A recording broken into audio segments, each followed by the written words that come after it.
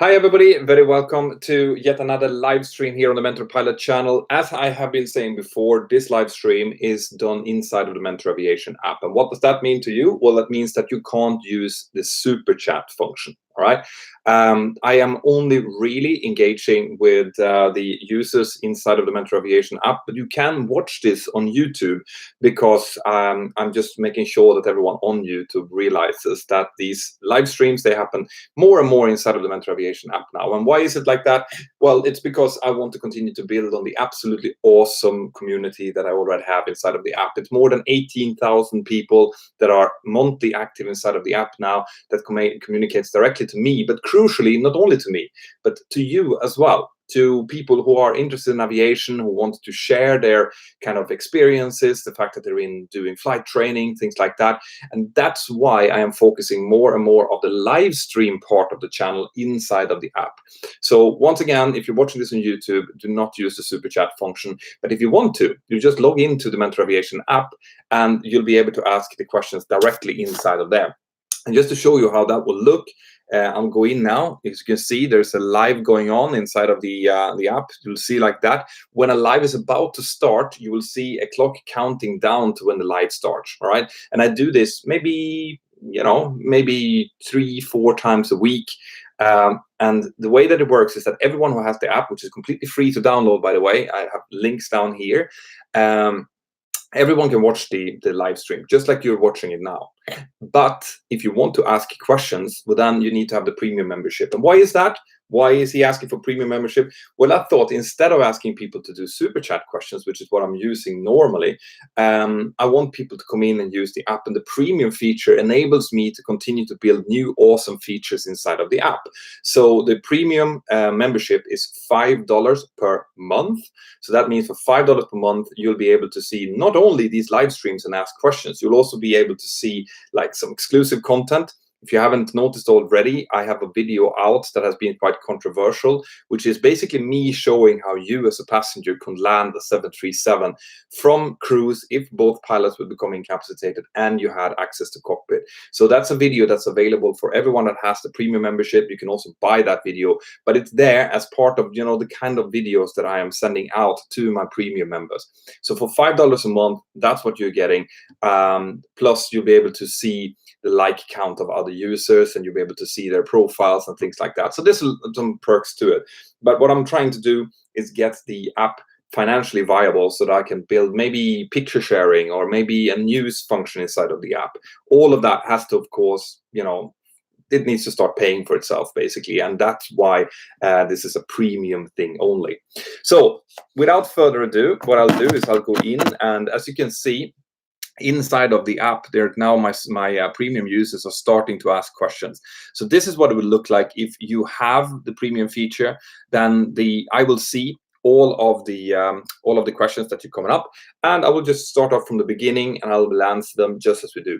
And you might be asking, why is he doing his live stream so early? Well, it's because I'm flying tomorrow. So tomorrow I'm doing an early shift. I'm going to have to get up at 4 o'clock in the morning or so, which means that I can't be up doing live streams at 10 o'clock local time like I would normally do. Okay? But without further ado, let's head straight into the questions here. So first of all, everyone is saying hello. This is why I love this community. Everyone is really friendly, open. It's a supportive and positive environment. But Ibuprofeno 007 have a first question. Over the last few months, I've watched a lot of wind shears and tailwinds.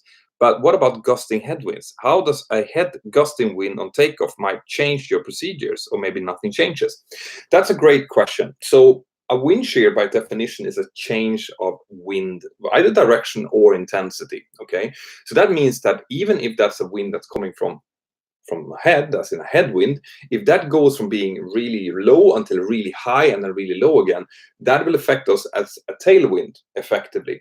So it means that during the takeoff roll, the pilot monitor will be calling out, for example, V1, which is the decision speed, rotate when we pass a specific speed at which the aircraft is safe to fly. Okay. Now, if you're in gusty conditions, it means that we might accelerate the aircraft up to VR, rotation speed, but then that gust might fall away. And that means that the speed will then go back again. So the danger is that if pilot monitoring calls rotate and then the speed falls back because of the gust disappearing, well, then we might have too low speed to rotate and we might hit the tail, or you might end up in a tail strike. So if we have gusty winds like that, first of all, we intend to have a little bit higher thrust rating. So we use more engine power than we would normally. But also, on top of that, the pilot monitoring and pilot flying will brief each other, say that, okay, if I see a stagnating airspeed, I might delay the rotation call until slightly later to make sure that the aircraft has accelerated through the gust and you can do a safe rotation and get the aircraft flying. On top of that, with these kind of conditions, it will be much more turbulent and it will be more challenging, basically. So if I'm flying with a brand new cadet, if I'm training, then I tend to be the one that takes that takeoff.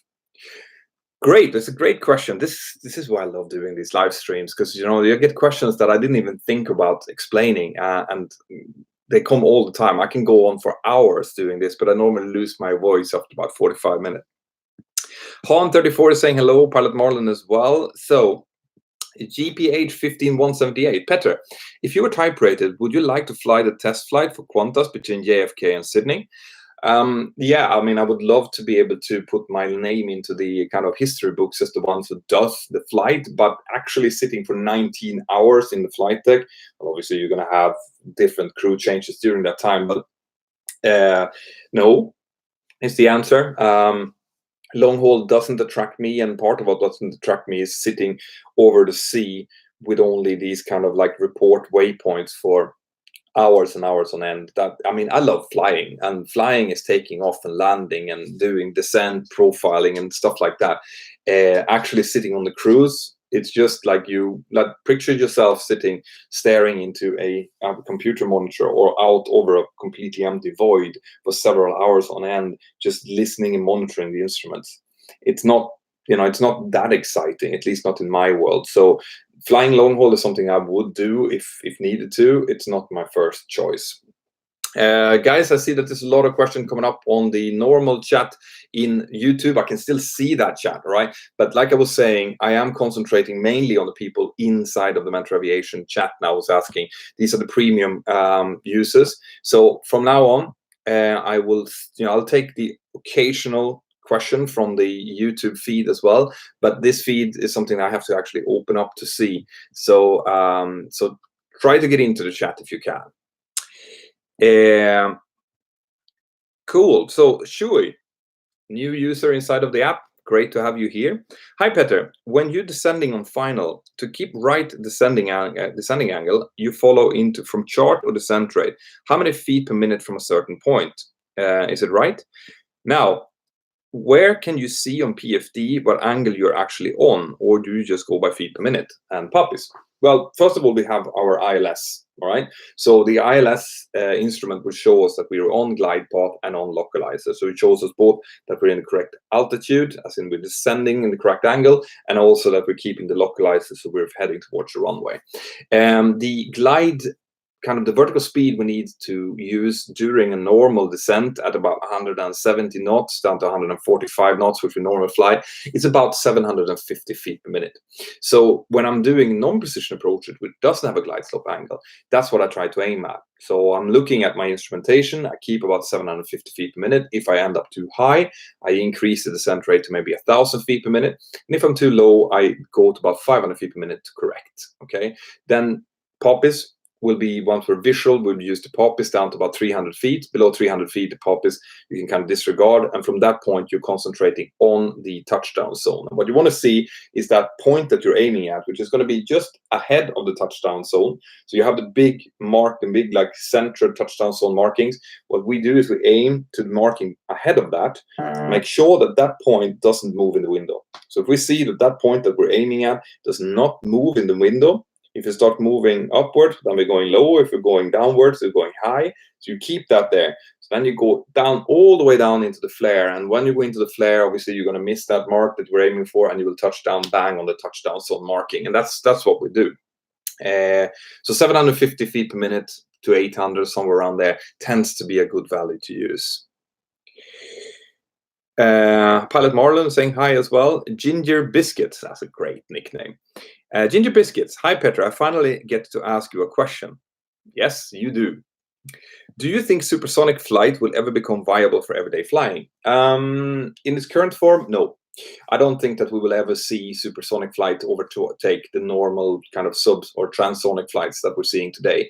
I do think that we will see supersonic flights again, and that's going to be a niche.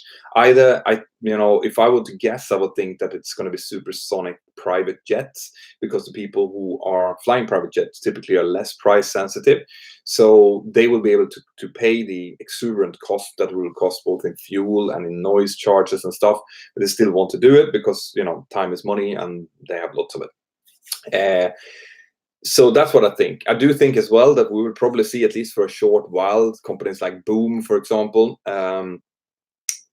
coming up with a kind of semi-viable supersonic passenger jet alternative, but the ticket prices on those is going to be close to what the business ticket prices are today. So it's not going to be mainstream. It's going to be there, but it's going to be a niche. At least that's what I think. But this is a caveat that I want to keep to here, and that is depending on what happens to engine technology. All right, if we find a different type of engine technology, a different kind of propulsion system that actually allows for supersonic flights at reasonably good fuel economy, or a different type of fuel that is abundant, well then yes, then anything can happen, and then we can see all of these kind of futuristic designs that you see popping up in the newspapers from now and then, where you fly from whatever London to Tokyo in 2 hours by going up into the like lower orbit basically and down. These kind of things can happen, but with current technology, current fuel, no, not really. Oliver 80, great app, absolutely fantastic. But that's fantastic. That's what I want. Okay, the app. I'm not only active in here, right? It's not like I only do a live stream now and then go away. I'm actually active in the chat as well and in the forums. So in the forums, you can get the more technical discussions. I've had this question a lot. So people come in and they say, well, there's a lot of chit chat going on in chat, which doesn't got anything to do with aviation. I know. That's why I created the chat, because I know that even av geeks are humans. They want to speak, about normal things. So if you are interested in purely technical discussions, then you go to the forums and you look up, for example, the 737 MAX or Airbus versus Boeing or mean CFIs or something, and then you have your discussion there about that thing. And if you want to kind of just hang out and talk about that you had a great flight lesson today or whatever, then you use the chat. All right, that's the way that I envision it. And by the way, guys, if you're watching this from inside of the app now and you haven't filled in your profile, please go and fill in your profiles. You need to go to settings, go to your profile, setting. It's like a little aviation CV or a non-aviation CV, and you put your profile picture up. Because it's so much nicer to chat when you see a picture of you, if you want to, or an airplane or a sunset or whatever, instead of just the kind of generic symbol. So do that if you haven't already. So Oliver is saying premium cost near to nothing, completely worth the price of supporting its growth. Yeah, thanks. I mean, I know that $5 a month, it's a lot of money for a lot of people. And that's why the app in itself is free, because I want everyone to be able to use the app, to see the videos and to participate, especially in the chat and the forums, which is completely free.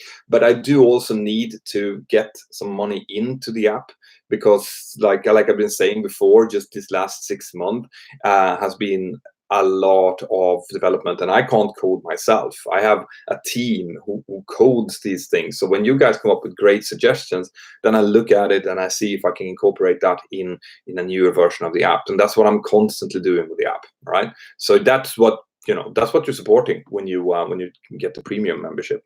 And also the really sour stuff in this is that if you pay $5 per month, 30% of that goes to Apple or Google. All right. So if you pay $5, I will get like $3 out of that into the company, and of course 20% of that goes to taxes. So it's that's why, I mean, less than $5 is not really viable. But this is also why I've been saying, and I want to say that again.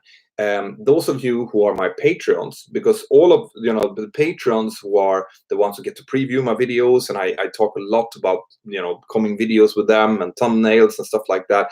They are also providing into the company that drives the app by as much or as little as you want. But what I've said is that if you're at the $10 tier, as a Patreon, as in you pay $10 per month, then I will throw in the premium membership in the app for free. Okay, you just have to send me an email or message in Patreon saying that this is my nickname in the app, and I will get you that premium for free, because Patreon is better, right? Patreon doesn't take 30% of the money. Patreon takes a small percentage, but most of the money that goes through Patreon into the company goes straight to the company, which means that I can use much more of your kind of funds that you're providing to build stuff, to rent simulators, to come up with cool things, and also just to support the work that I do, which is now turning into more or less a full-time job. Like what I'm doing at the moment is I'm actually scaling down on my flying. I'm down to 75% now because of this, because I love doing this. I love being here for you, finding new stuff. And as you know, I am working on a new project that will hopefully enable much more people out there to actually become pilots. I'm working on a way to screen, to fund, to find flight schools, and to find jobs for all of you out there, be it females, males, people who have thought about becoming a pilot, maybe would become perfect pilots, but haven't had the possibility to get financing. So that's another project that I'm working on together with some really serious players in the industry, guys. Like, we're not talking about just YouTubers here. We're talking about people who really knows this stuff, together with some powerful players, other players as well outside of the industry. So if you haven't already, up here in the app, there is a funding, in the sponsor bar, there's a funding thing. Click that. That will bring you to a sign up page. Sign your name, email there, because once we have this all sorted out, when me and my partners have sorted out how we're going to do this, well, then we're going to send out the mail, all right, the email saying that now, guys, you can actually sign up for this, and let's start to get this rolling. And the more people, and I want to emphasize this, guys, the more of you who sign up to this, the stronger our negotiating situation will be when I go to the banks and say, listen, we want to do this, we want to enable as many pilots as possible, or as many people as possible to become pilots. This is how many people are interested. The more people we have on that list, the more they're going to listen to us. So go in, sign up yourself, send it to whoever you know. You're not competing against each other. There's going to be plenty of funding for everyone, okay? So it doesn't matter. I need you to go into that funding page, take the address, the URL, send it out on Facebook, Instagram, Twitter, wherever you can send it out, so we get as many people as possible piling into that. Because if I can come with 10,000 people, I have a much stronger position than if I come with only 2,000. I think I have almost 3,000 people sign up already. But if I have 10,000, it's going to be one of those magical numbers that we can go and say, listen, we have 10,000 people who've already said that they're interested in this. Get us this money. Okay, so go in there. I've done Facebook posts about it. You can share that. I have this URL that you can reach from the app, and I'm also going to release a video quite soon explaining a little bit about the problems that we're going to solve. It's not solved yet, right? But we are working on it. Okay, so more questions here. I'm missing a lot here. Sam is saying, hi Petter, what are the common causes for landing gear to fail from being deployed? There are no common causes for that. It's so rare that you can't say that there are any common causes. There would be, previously there's been kind of hydraulic failures, but then you have a mechanical backup that I did a video about. If you want to see how to do a manual release of the landing gear, check that out, the video that I did about it. But it could be, there could be stuff stuck as well. Bird strikes, for example. It could have a mechanical impact. There's been people getting trapped in there. People have been trying to kind of jump into the Wheelwell Bay to escape from a country, from a war zone or whatever, and gotten physically stuck, obviously died in there. And that's gotten, the landing gears partially stuck. Otherwise, I would say that some kind of mechanical failure would probably be the most common. But like I said, very, very, very rare. Pilot Marlon, is it illegal to stand up when the seatbelt sign are suddenly turned on in cruise? No, it's not. In fact, we have quite good guidance on that. If you, let's say that you have to go to the toilet, the seatbelt sign is on, you can contact the cabin crew and say, listen, I really need to go to the toilet. Cabin crew can check with the pilots, and if the pilots say, well, actually, there's quite a bit of turbulence here, then you can go to the toilet on your own risk. The cabin crew just needs to tell you that you're now moving on your own risk and you have to be careful, right? But there are obviously, you need to speak to the cabin crew, because it could be that you're coming in for landing and you can't get up during the landing. You'll have to wait until you're actually on the ground. But when you're taxiing, then you will be able to go up and go to the toilet again. So it's all about communicating with the cabin crew, but it's not illegal. The seatbelt sign is there to show you that there is a potential risk of moving around and that you should be strapped in for your own safety. Okay? Dan is saying hello. Hi, Dan. Pilot Marlon, this might be a bit of a stupid question, but what is the difference between LNAV and VNAV? Well, it stands for lateral navigation. LNAV is lateral navigation. It's following the little magenta line, and VNAV is vertical navigation. So that's the thing that, either climbing us or descending us according to a preset and predetermined profile. So lateral navigation and vertical navigation, LNAV, VNAV. That's it. Great question. Han34, hello, hi to you, and this is so cool. I'm glad you think so. Hi, Mentor. I hope your day is great. It's been a good day. It's a bit rainy. It feels like autumn has just arrived to Catalonia, actually. So I have been in almost the whole day. I wanted to go out to bicycle a little bit, burn off some energy, but yeah, sure. It's been a good day anyway. Figgy, is there anything that would mimic a tail strike? I flew twice last week in an E135, and both times, just as the wheels left the ground, there was a bang and a shudder from the back. A lot of passengers reacted, so it wasn't just me being paranoid. I mean, if there is a bang, like you will feel a tail strike. You can feel that the aircraft physically is kind of stopping the rotation, and like a bang, it's very hard, because a lot of times passengers describes something that we as the flight crew wouldn't describe as a bang. Okay, it could be the fact that the aircraft is just kind of settling into flying. Sometimes it kind of cracks a little bit when it does so in the smaller aircraft. It could be something completely different as well, but a physical bang and a feeling that the aircraft gets kind of momentarily stuck as part of rotation is most likely a tail strike, yes.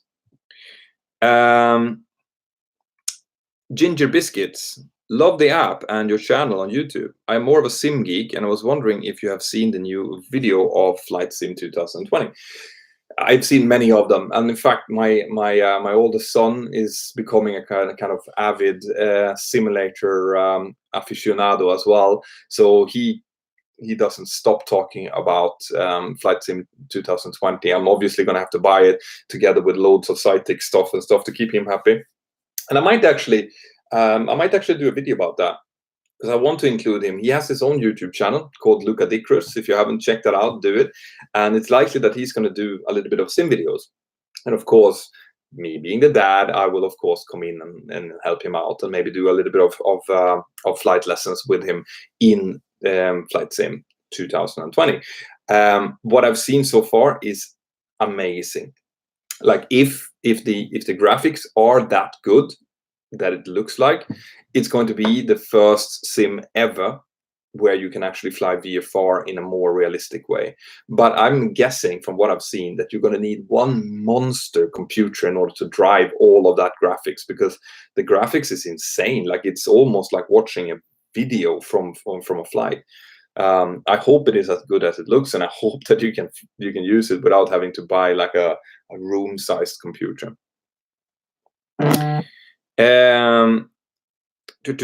Question for men: have you ever been in an overspeed situation? Yes, I've had the clacker come on a couple of occasions. In the beginning of my career, I flew together with a captain who had as a habit to always fly max speed, always, right? This is back in the day when there weren't that many SOPs, and there were a lot of these cowboys around. And this particular German gentleman, his way of flying was that he went up to Mach 0.81, which is our max, or 340 during the descent, always, every single day. Okay, burning loads of extra fuel. And of course, if you're flying at 340 knots and you get a gust of air or a sudden descent rate that you didn't expect, well, then you're going to go up into clacker. So with that dude, you were in clacker, 5-6 times a day, and you had to sometimes wait with calling ATC because the clacker was going off. That's how bad it is. Now, obviously, that guy was promptly fired. after this was obviously being reported by people, and the OFDM came out, and the OFDM would see like, oof, what's going on? What's this? And he had to defend himself, and he basically said that that's how I fly, which was not the right thing to say.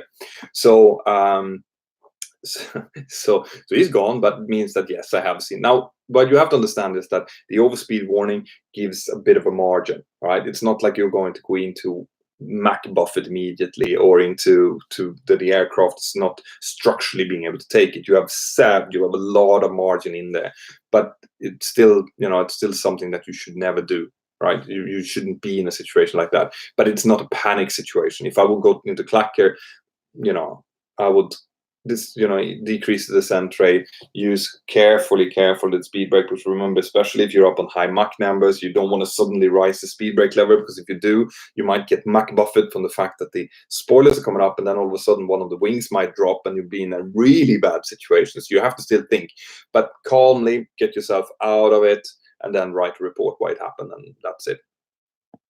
Figgy, I'm so glad that Can a Passenger Land a 737 video is finally available. Yeah, it is available, but only inside of the app. All right. So this video. All right, I'm going to tell you what's happened. Okay, I thought it would be a cool idea to create a video, basically instructing a passenger how to land an aircraft if both pilots were gone, if they were the only ones left, kind of like what happened to the Helios incident, where everyone was incapacitated except one person. So I thought I'll make a video like that. I'll outline about 12 different steps that needs to be done in the right order and why, and I show it how it can be done and what you need to think about. And I created this video, okay, and I wanted to release it on YouTube, but I sent it out to my patrons, and once again, I always listen to my patrons. And for the first time ever, there was a discussion whether or not this should be available to the public. So instead of what I was expecting, which was like, oh, this is cool, can't wait until we can see this on YouTube, there was actually quite a few people in there who said, some of them just plain refused to watch it, because they said, I can't believe that an instructor would ever show this to normal passengers. Passengers have nothing to do in the cockpit, which I respect, okay? But the I did it with the thought of this, the passengers, you are never going to get into the cockpit anyway.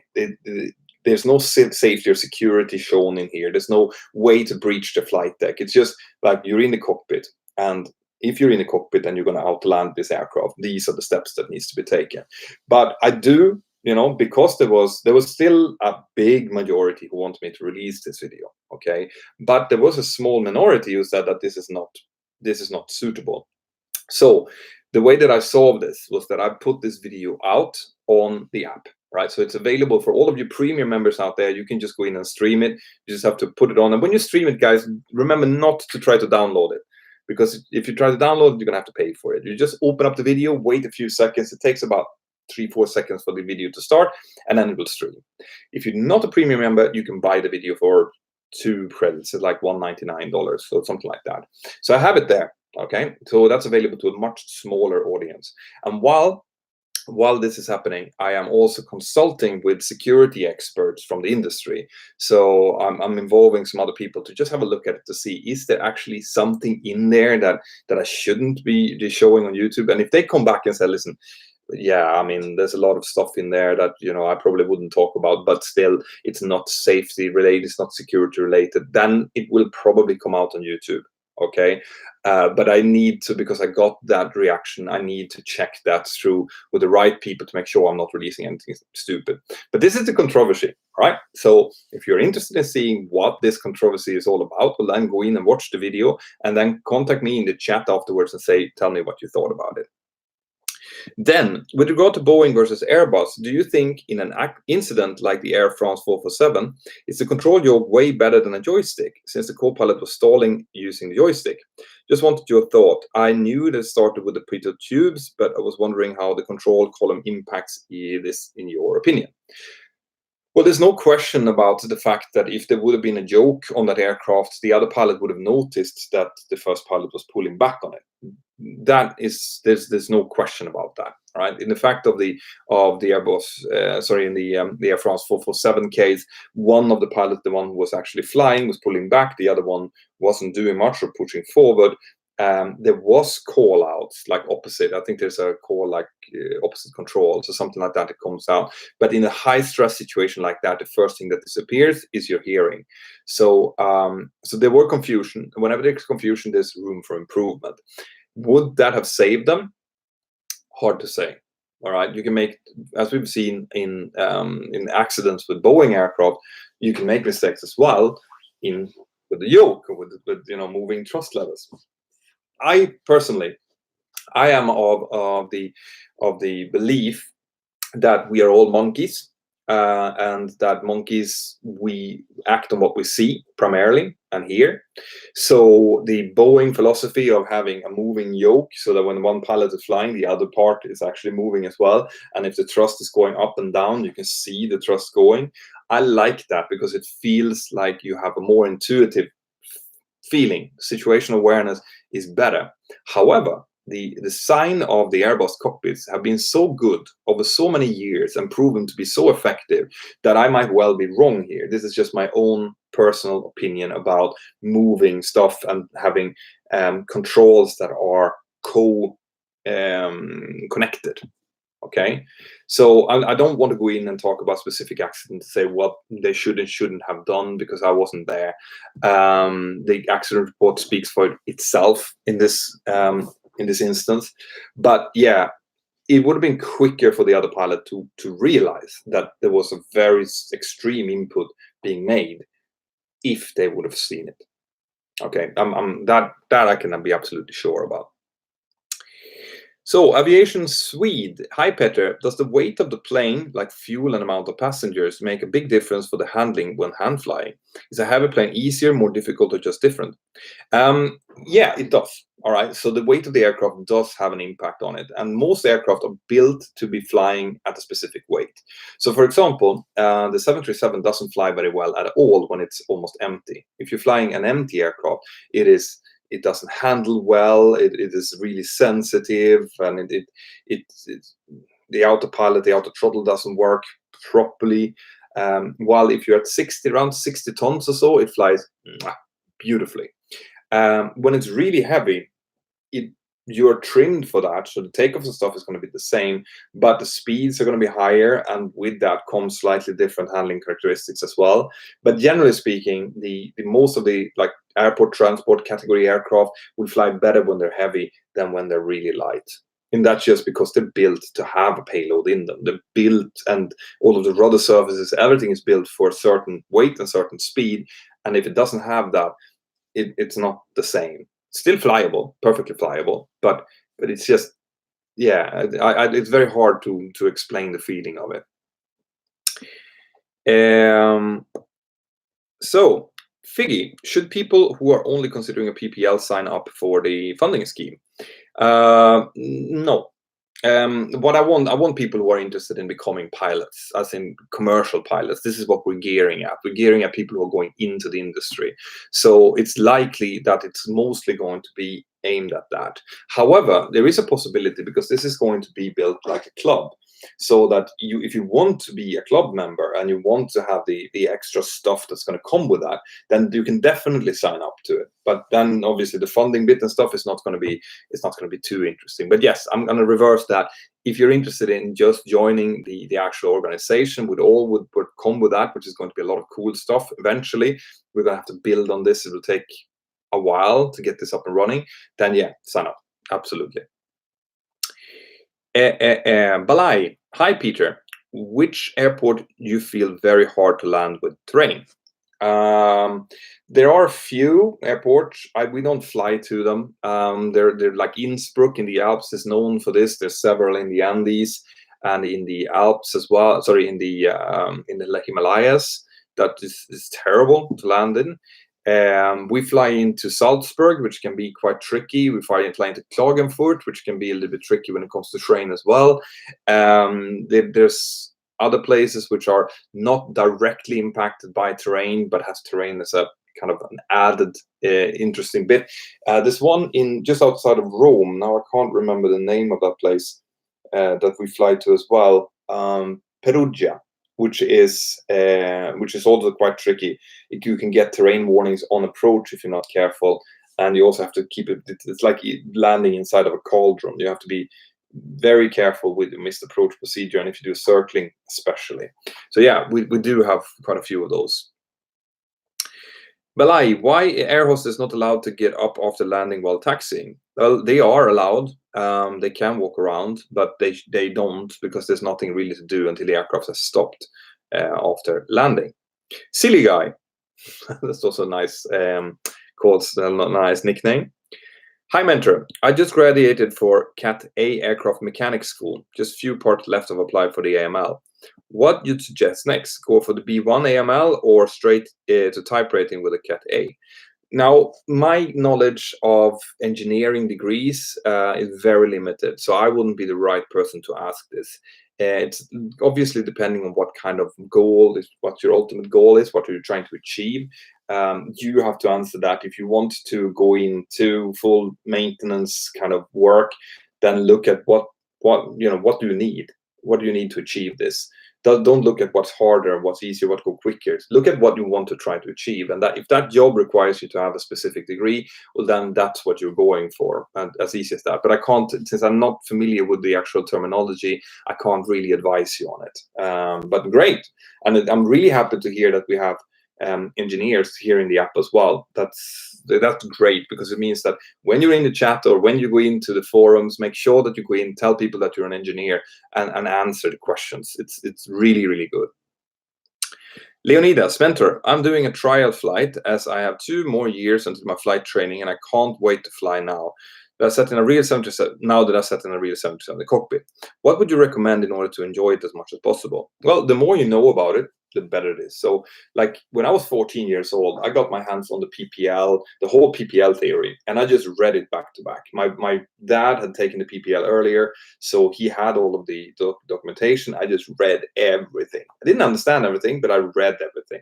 It made me feel really good, and it made me understand much more. And when it was time for flight training later on, it meant that I already had it in the back of my head, and that's like, oh, that's what they meant. So that's what I would do if I were you. Start reading the theory, because if you're doing like introduction flights and stuff like that, and you know stuff already, still listen. Don't try to outshine or impress your instructor too much. Just listen to what they say, then do it. You will impress them by your actions, not by how much you kind of speak about it. Okay, so a lot of knowledge. Use the knowledge during your introduction flight.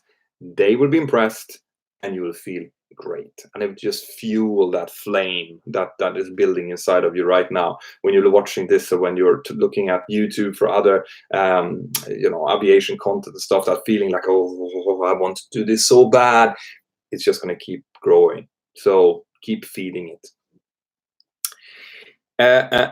Easy Life. Hi, Petra. Thanks for the Skype call we had a few weeks ago. Nice to talk to you directly. Yeah.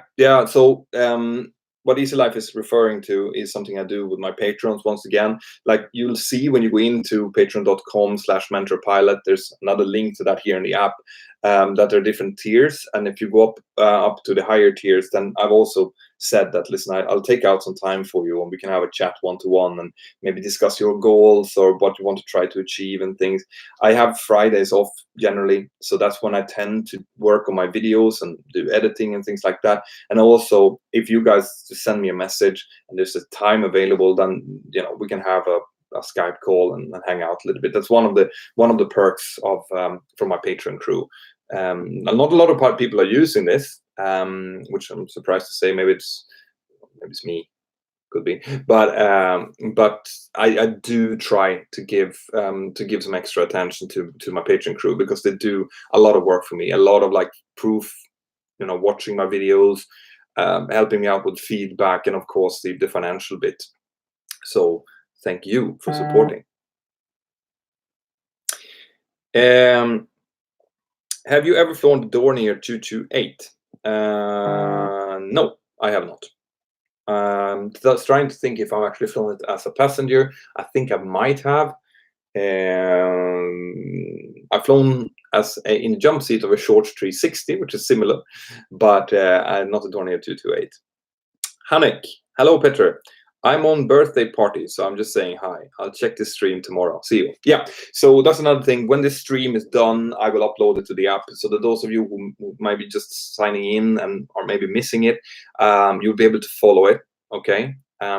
Unfortunately, you won't be able to see all of the questions and things that are here, but it will be able to follow it anyway. So it will be available at least for 24 hours after this. And well, send a happy birthday message from me. Oliver 80s. If I may ask a niche question, with my initial medical coming up next month, I am curious what the kind of delays I could expect from when I go for the medical to when I receive my license, assuming that there are no complications. Oh, I can't remember what happened during my initial medical. I think it takes a little while. I think it takes a week or something for them to go through all of the tests that needs to be done before they give it to you. On normal medical, you get it more or less instantly. But I think maybe a week or so. I don't think there's much delays because the MCs tends to be quite up to speed to this. But I'm not sure. Remember, it was 20 years since I did my own initial, so a lot of things might have changed. So, question for men. Sounds like you had some really dodgy captains when you were starting. Smoking in the cockpit, overspeeding. What else? Oh, lot of stuff happening. You know, there was back in the wild west. Even 20 years ago, there was a lot of shit going on. You know, like I said, people smoking in the cockpit, people doing these crazy ass maneuvers, flying high speed. But that all changed. Remember, I did a video about the cockpit spy, right? If you haven't, shame on you. You should see that. It's a good video. I did about the OFDM, the Operational Flight Data Monitoring System, and I said that it's the best thing that has been inserted into the aircraft during my lifetime, during my time as an operative pilot. And what I meant by that was because all of these kind of this dodgy shit that was going on, that disappeared when the OFDM came in, because all of a sudden all of these things were kind of triggered, they're highlighted like big flags when people were flying outside of what they should be doing, and it was sent off. And obviously they could see a trend, and certain captains would have an enormous amount of flags, others would just have the odd one here and there, and then they could pinpoint and target, okay, this guy, this guy, this guy, we need to take them in, we need to talk to them, potentially retrain. Okay. And when the kind of rumor started spreading, people were getting these phone calls, and it's like, ooh, they can see what I'm doing. That spread obviously very quickly within the kind of group of people who weren't doing what they should, and it just stopped like that overnight. We're talking 3 months from when I was flying people who were doing like 400 feet, 35 degrees of bank departures out of some airport, to that not happening anymore. You know, smoking, it's a little bit harder to get to because that didn't trigger any OFDM event.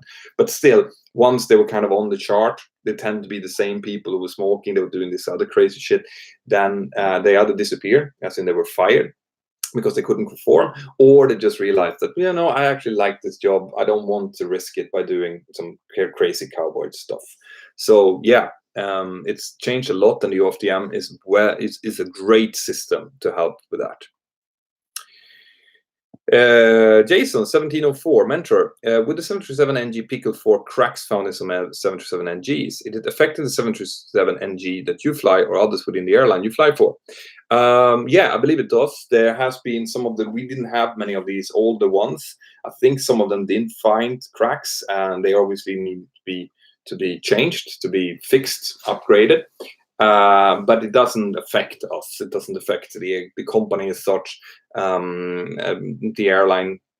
We'll see what will come out of this. If this turns out to be very widespread, then Boeing might well have to start footing the bill for it, which is just another thing that Boeing doesn't need at the moment. It's just bad news for Boeing. This year is going to go to, it's going to go to the history books in Boeing as probably the worst year ever in the company's history. Delta 70 Oliver 80s. It's not you, Peter. I just want to make sure that I have questions lined up as to not now waste your precious downtime. Yeah, thanks for that, Oliver. I'm looking forward to speak to you as part of the Patreon thing. Delta 1764. Hey, mentor. I'm in the middle of flight school right now, and I have 15 hours in a 172. I know how to fly a 738 almost completely. I feel like school is very stressful right now, and I only want to focus on important subject. Which ones would you say to focus on? Well, if you're still in school, I would kind of slow down the flight training a bit. and focus on getting your school right. So I wouldn't want you to waste your precious schooling in order to finish your flight schooling quick, because remember, the flight school will be there, like you're obviously very young still. But if you have to focus on some subjects, it's going to be the natural science subjects, so mathematics, physics, biology, chemistry. These things are the ones that are going to be involved in your flight training and your ATPL theory later on.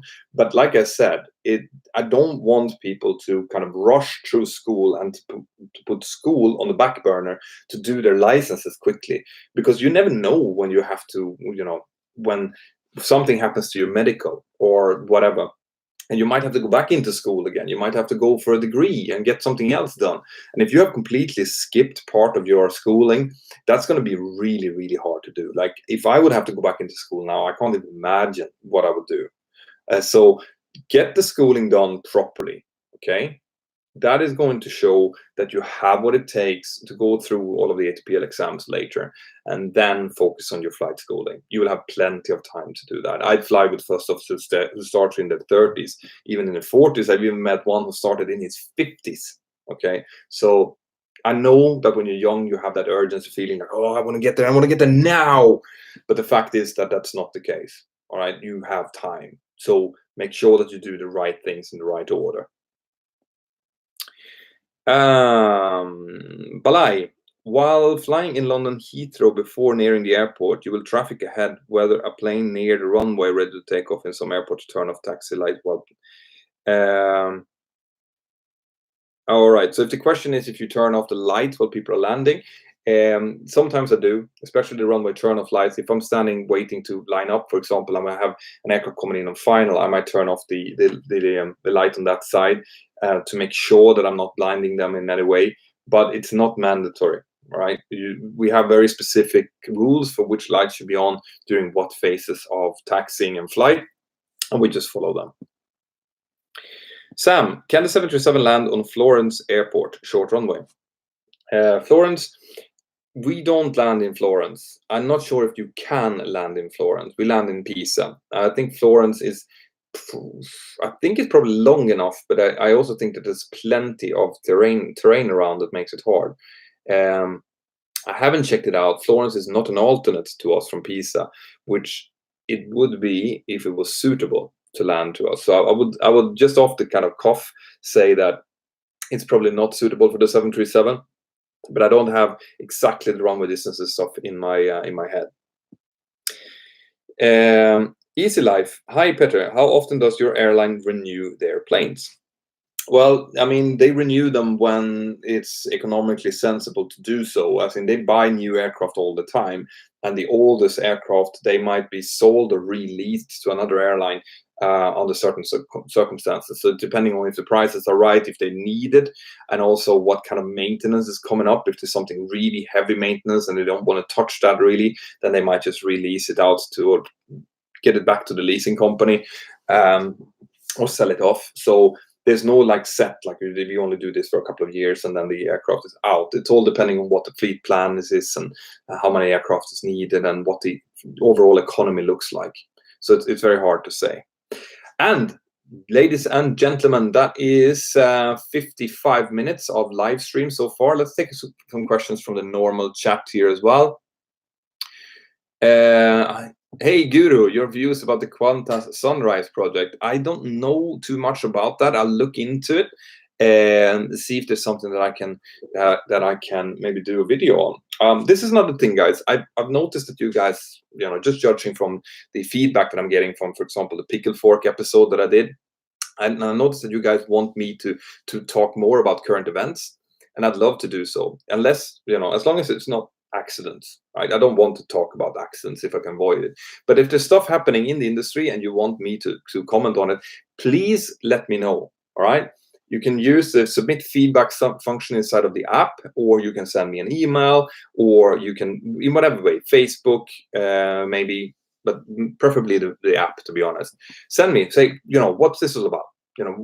I heard about this. What is that? And if I see that there's a lot of people asking about the same event, well, then I'll just do a video about it. I'll research it. I apply my own knowledge and my own experience to it, and I'll do one of these videos where I explain what's going on. I'd love to do more of those, and in fact, I probably need to do more of those going forward. So do send that in to me. All right, I really want to do that for you, and be more like, to have the channel have more of that type of content. Then you missed my question. Oh no. All right, then I'll scroll back and see what your question were. Then we talked about the Air France 447 thing. I did. No, then I think that I have answered that. I talked about it at length, actually. Anyway, silly guy, thanks for the advice, mentor. Eventually, I want to be able to fly smaller jets as part-time, up to 50 packs-ish, or private jets, while being able to also perform the maintenance on these planes and bigger ones with my study. Yeah, that sounds like an absolutely amazing plan. And in that case, if that is the aim, well, then you need to check what kind of engineering degree do you need to be able to be a line engineer on those type of aircraft, and then start focusing on your flight training. Andre, hi, Peter. How did the protests in Barcelona affect the flights and rosters in your company? Terribly.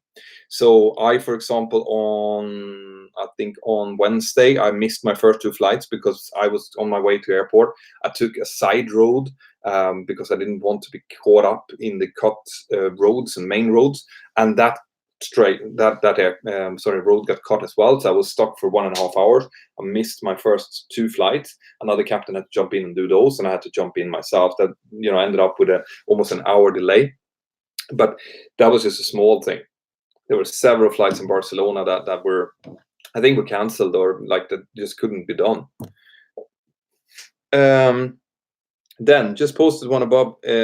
Easy Life's question. Maybe some glitch if you can't see it. Hi, mentor. Just checking if you would release the 737 MAX that was on the blog anytime. Maybe app premium only. Also, the 737 MAX that was on the blog. I can't remember what that was, actually. I think most of the videos that I've done regarding the MAX have been... yeah, all right, no. That video will never be released, okay? Because that was me doing something I should never ever do, which is to... I was actually kind of free rolling. I was talking about an accident that hasn't released the final report in a way I shouldn't. Right? And that's why it was there on the blog. It was there for a few minutes. It reached, during those seconds that it was out, it reached like 5,000 people. But it reached 5,000 of the wrong people. It was basically like airline CEOs, Reuters, New York Times, Seattle Times. All of these news outlets saw that video and immediately wanted my view on it, and this is me speculating on stuff that I shouldn't speculate on. That's why I went out and I made an apology saying that should never have happened, and I put that video away, and I did a version of it like you've seen the unable to trim video. If you haven't, just go up and check unable to trim. I did that video, which is a version, but I took away all of me talking about what potentially could have gone wrong. Now, it turned out that in large extent I was right when I was speculating. And that's why I haven't gotten into much trouble for it. But I should never have done that. I should never have speculated. And this is why I'm saying that I don't want to talk about accidents and incidents that haven't had their final report sent out yet, because it's not right. And it was silly of me. I kind of got caught up with talking to a colleague of mine that knew about it. We were discussing what could have possibly happened, and we came up to a very, very plausible scenario, which turned out to be very, very, very close to what seems to have happened as well, but it was still wrong. All right, I should never have done that. So for some reason, whatever Elton is saying on the emergency descent video does not come with subtitles, so it was difficult to follow. Just a friendly suggestion to maybe add manual subtitles. I have, right? I had one of my patrons actually doing the subtitles manually, and I have approved that. So if you switch on captions on the YouTube video of it. You should see what Elton is saying as well. Having said that, though, I want to really emphasize here that the way that you hear stuff in that video is how we hear it in the aircraft. Right? It is that bad. It is really, really hard to hear because we have our headphones on, but we get that kind of Darth Vader all the time.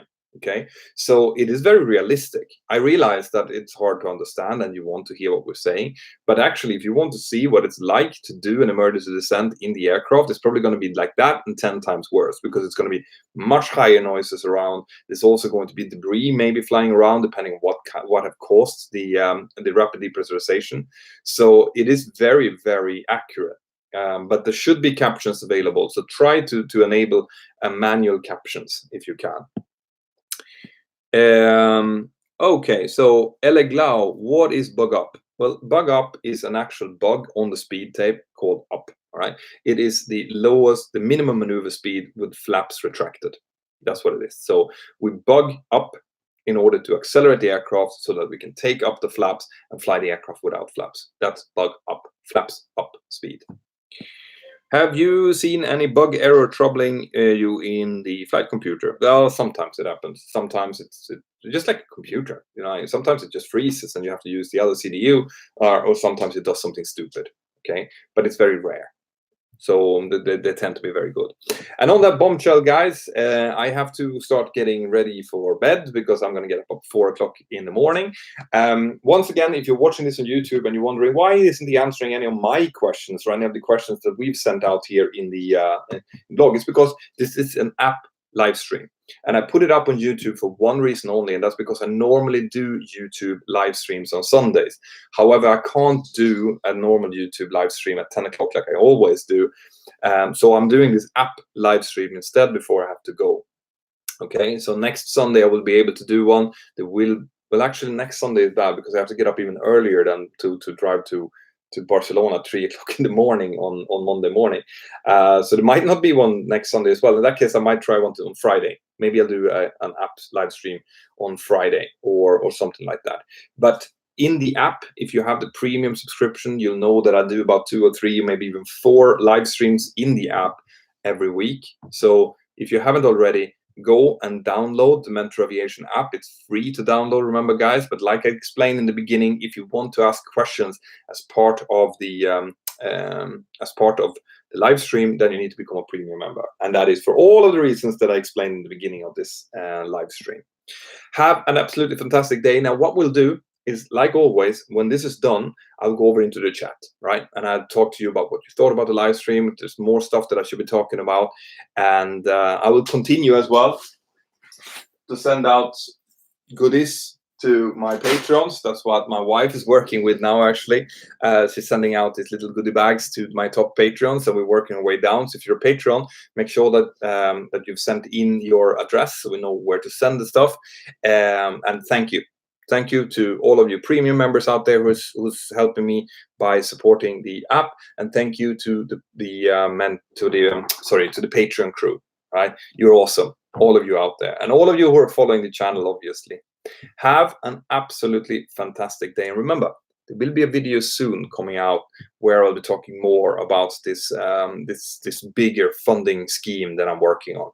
So until next time, have a fantastic day. Bye bye.